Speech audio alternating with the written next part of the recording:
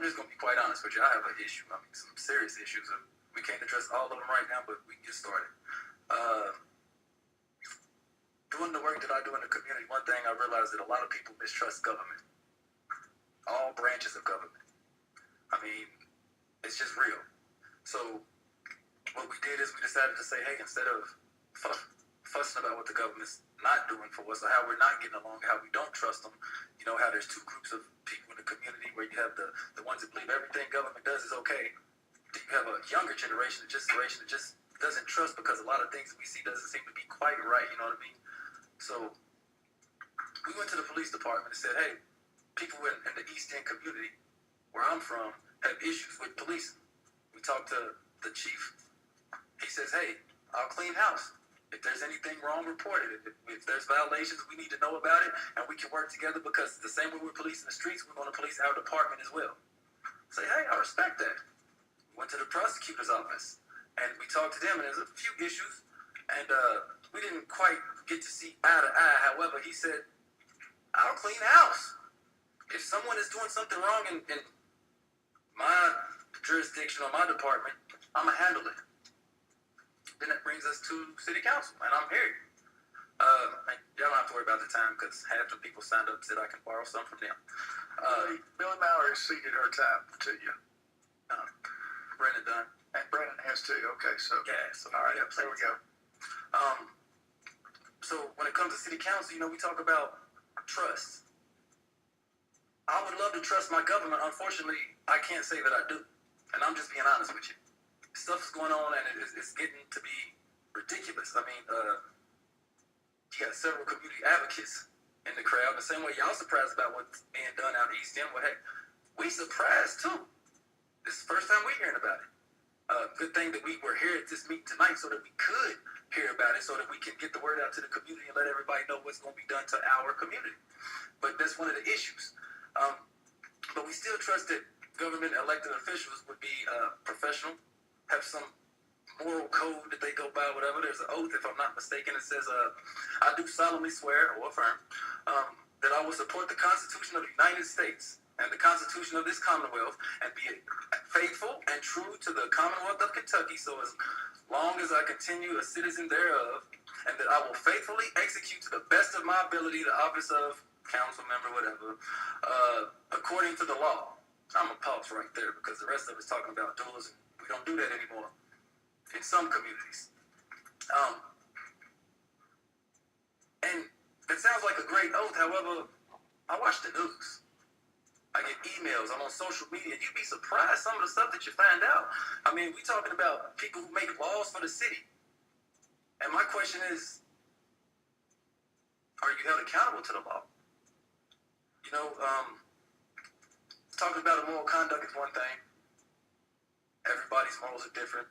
Religious beliefs are different. But we did pray before this meeting started, if I'm not mistaken.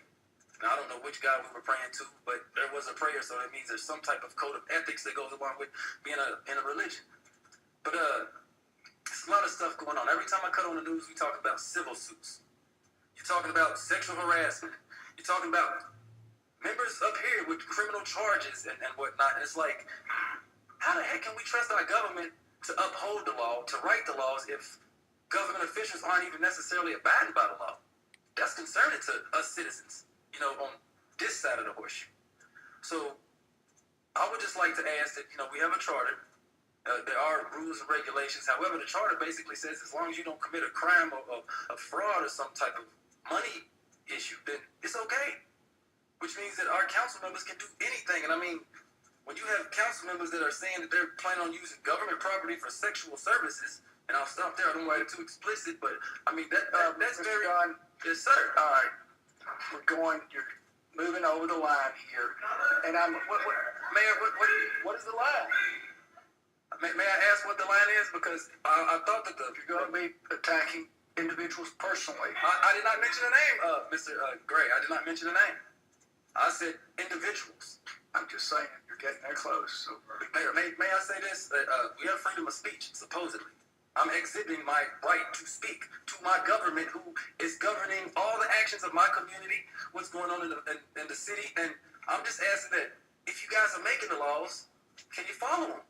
Is there some code of conduct that we can, to be proactive, to prevent me from having to watch the news every night to wonder what my council members are doing. Now, for the most part, you'll see people talking about, we want to increase the police in this neighborhood, or we want to make this better, or we're doing skate parks and all that, and that's beautiful. However, the negative is more memorable than the good things. It's very easy to forget all the good stuff that y'all do.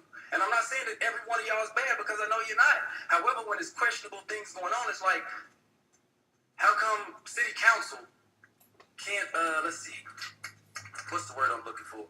Govern.